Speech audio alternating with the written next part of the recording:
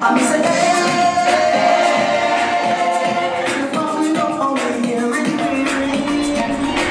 we had a marvelous weekend. It was very informative, very educational, and I'm sure many that were there were able to, retract over some of the errors that they've made in their marriage. You have to set the boundaries. You have to explain to them about your product and the do's, the don'ts, the whatever. And to now refocus, realign, rejuvenate going forward. If I had to give a takeaway, it would have been, for me personally, understanding of a union, and that is the synergy of two people to produce more as a couple. That ought to be the focus, as opposed to what they were doing as individuals.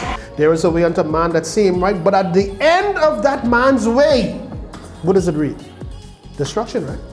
I expect you to buck heads in a marriage when you are married to somebody that was never a part of God's plan for your life. You got married for a better life, not for a terrible life. So the takeaway for me is the idea of true synergy in the marriage. And for me, I can say that the conference, if I sum it up in one word, I would say epic. I can't even begin to say how my life has catapulted when we connected. I told him God ordained us to be together.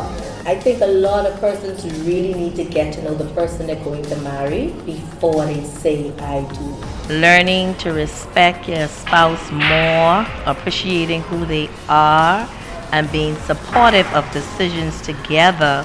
God honors that, and for that, our marriage only could blossom and flourish. So this retreat, I will close with my word again, epic.